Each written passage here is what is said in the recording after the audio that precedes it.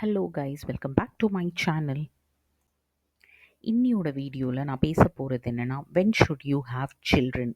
இதுதான் இன்னைக்கு என்னோட டாபிக்குங்க. வென் ஷுட் யூ ஹாவ் சில்ட்ரனா அப்படிங்கிற மாதிரி நீங்கள் யோசிச்சிங்கன்னா, ஆமாங்க, சில்ட்ரன் ஷுட் பி பிளான்டு. எனக்கு எப்போ குழந்த வேணும் அப்படிங்கிறத நீங்கள் பிளான் பண்ணிங்கன்னா லைஃப்பில் வந்து நிம்மதியாக இருப்பீங்க. லைஃப்பில் நிறைய பேர்த்த மீட் பண்ணியிருக்கேன். அவங்க என்ன சொல்லுவாங்கன்னா, குழந்த வந்து கடவுளாக பார்த்து கொடுக்குறது அப்படின்ட்டு. ஆமாங்க, கரெக்டு தான். கடவுளாக பார்த்து கொடுக்குறது தான். ஆனால் அதை நம்ம கொஞ்சம் பிளான் பண்ணிக்கலாமே. ஏன்னா குழந்த வளர்க்குறதுங்கிறது ஒரு ரொம்ப பெரிய ரெஸ்பான்சிபிலிட்டிங்க.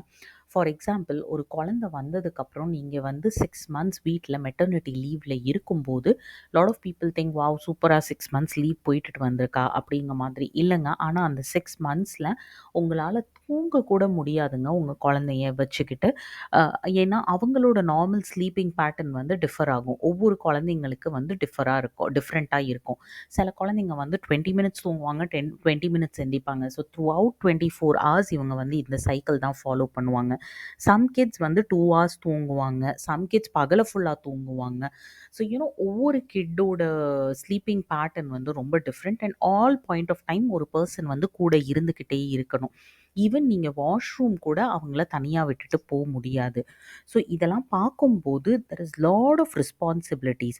ஸோ ஃபஸ்ட் அண்ட் ஃபார்மோஸ்ட் நீங்கள் வந்து சைல்ட் பிளான் பண்ணுறீங்கன்னா, இதுக்கு நீங்கள் வந்து ப்ரிப்பேராக இருக்கீங்களா, மென்டலி ப்ரிப்பேராக இருக்கீங்களா, கொஞ்சம் பிளான் பண்ணிக்கோங்க. இந்த டைமில் உங்களுக்கு யார் சப்போர்ட் பண்ணுவா, இல்லை வந்து நீங்கள் வெளியே இருந்து தான் ஹெல்ப் ஹையர் பண்ணணுமா, அந்த மாதிரியான திங்ஸை பிளான் பண்ணிக்கோங்க.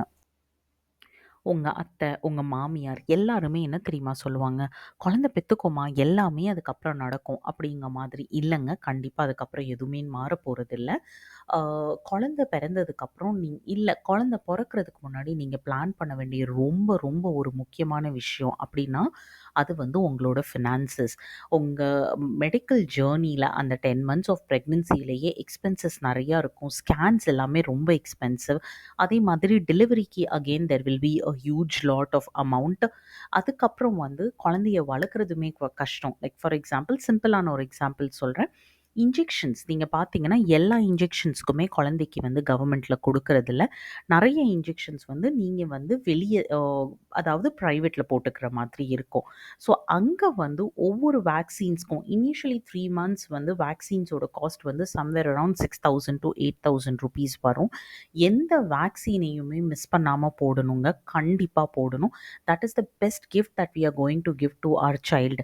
நம்ம வந்து நம்ம ஆசைக்காக குழந்தைய பெற்றுக்கிட்டு அதுக்கு அவங்களுக்கு வந்து நம்ம அந்த பெஸ்ட்டாக கொடுக்கல அப்படின்னா, வாட் ஐ ஃபீல் இஸ், நம்ம வந்து ரொம்ப பெரிய அன்எத்திக்கலான திங் ஒன்று பண்ணுறோம், அவங்க லைஃப்பை வந்து ஹர்ட் பண்ணுறோம் அப்படிங்கிறது என்னோட பிலீஃப்.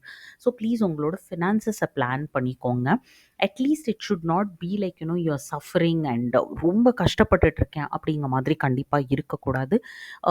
உங்கள் ஃப்யூச்சரை பிளான் பண்ணிக்கோங்க. இருக்கிறது எல்லாத்தையுமே குழந்தைக்கு கொடுத்துட்டிங்கன்னா நீங்கள் என்ன பண்ணுவீங்க? குழந்தைக்கு நல்ல எஜுகேஷன், நல்ல ஒரு லைஃப் ஸ்டைல் எப்படி கொடுக்க போகிறோம் ஃபினான்சஸில், ப்ளீஸ் அதை பிளான் பண்ணிக்கோங்க. Before you have a child, you will come across your mother in law. அவங்க என்ன சொல்லுவாங்கன்னா, குழந்த பிறந்தாலே ஆட்டோமேட்டிக்காக வீட்டுக்கு ராசி வந்துருங்க அப்படிங்கிற மாதிரி. கண்டிப்பாக இருக்குதுங்க. சில குழந்தைங்க அப்படியும் இருக்குது. ஆனால் வந்து நீங்கள் 100% அப்படி நம்பிக்கிட்டு இருக்க முடியாது. இன்னொரு விஷயம் என்னென்னா, எந்த ஒரு விஷயமுமே லக்கில் நடக்கிறதில்ல. நீங்கள் பண்ண முயற்சியோட ரிசல்ட்டை தான் நான் லக்குன்னு சொல்லுவேன். ஸோ ப்ளீஸ் நீங்கள் வந்து இமோஷ்னலி ரெடியாக இருக்கீங்களா, ஃபினான்ஷியலி ரெடியாக இருக்கீங்களா அப்படிங்கிறத டிசைட் பண்ணிவிட்டு then you have a child. இந்த வீடியோவில் நான் சொல்லியிருக்கிறது எல்லாமே என்னோட பர்சனல் ஒப்பீனியன் தான். Sorry if you have felt bad. We'll meet you up with the next video. Until then, tata, bye bye.